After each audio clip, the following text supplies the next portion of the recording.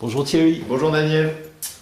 Les 4 dimensions de l'abus sexuel. Alors les 4 dimensions de l'abus sexuel, en fait je vais reprendre les travaux du docteur Vincent Lopi en utilisant aussi les écrits du docteur américain, docteur Susan Forward, qui a écrit Parents toxiques et qui a écrit Ces mères qui ne savent pas aimer.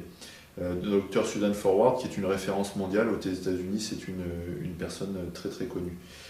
Pour le docteur Vincent Lopi, j'utilise en fait les 4 dimensions de l'inceste, un livre qu'il a écrit en France. Je ne sais pas s'il est publié à l'étranger, mais en tout cas il est publié en France.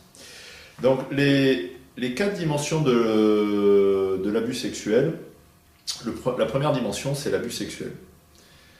Et là, si je parle du docteur Susan Forward, c'est que Susan Forward, elle insiste sur le fait que pour qu'il y ait abus sexuel, il n'y a pas forcément pénétration.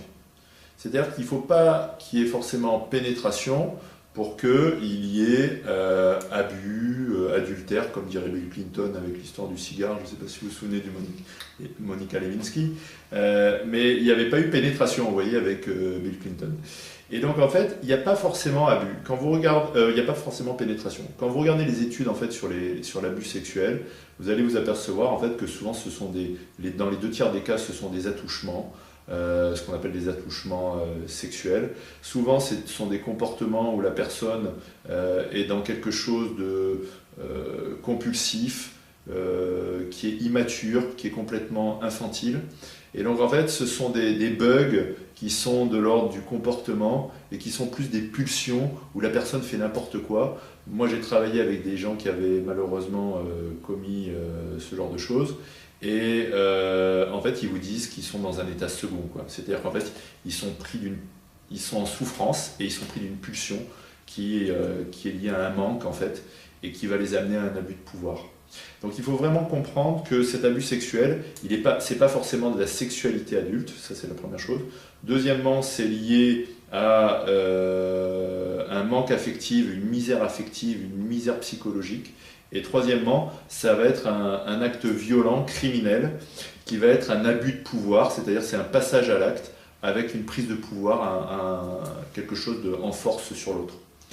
La deuxième dimension, c'est l'abus de confiance. Donc la première dimension de l'abus sexuel, c'est l'abus sexuel. Deuxième dimension, c'est l'abus de confiance. Le grand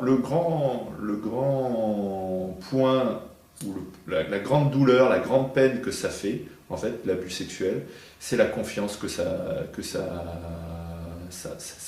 casse, en fait. Dans l'inceste au sein de la famille, ça va casser vraiment la confiance, ça va casser la parole, parce qu'en fait, ça va installer un climat de silence, un climat d'abandon moral où on ne parle pas des choses, de mépris du sujet, de secrets toxiques. On va plus être en relation, on va plus pouvoir parler, il va plus y avoir de confiance, de proximité, d'intimité, parce qu'en fait, il y a comme s'il y avait quelque chose qui avait cassé le lien, qui a cassé la confiance. Et donc, les gens, quand ils sont abusés, ils ne vont pas vous dire que ça les a embêtés, qu'on leur touche le sein, etc. Oui. Le problème, c'est pas qu'on vous touche la quéquette, les seins, etc. Le problème, c'est que sur le plan du cœur, le plan de l'âme, le plan de la confiance, on a vraiment cassé quelque chose au niveau filial, au niveau de l'attachement, au niveau de l'engagement familial, au plan émotionnel et affectif.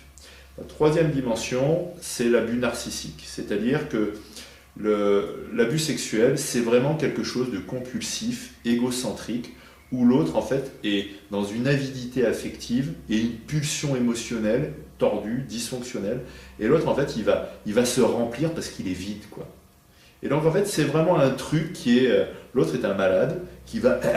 il pense qu'à lui, quoi. Il oublie l'autre et vous n'existez plus, quoi. C'est vraiment le déni de l'existence de l'autre. Et donc il y a quelque chose qui est profondément de l'ordre de l'abus de l'égoïsme, de l'abus de c'est auto-centré, c'est auto-pulsionnel. La personne, elle est vraiment enfermée dans son truc, quoi.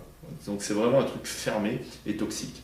Et la personne va vous enfermer dans son secret et dans son silence, hein, en plus, avec ce poison-là.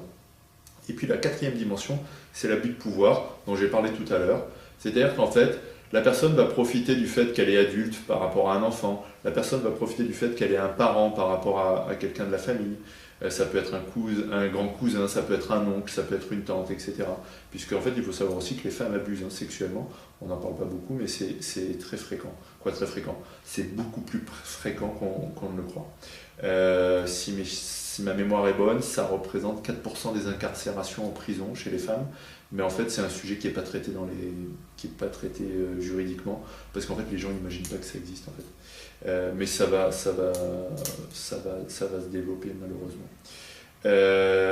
Puisqu'en fait, on est en train de découvrir la réalité des femmes, notamment avec la nouvelle génération.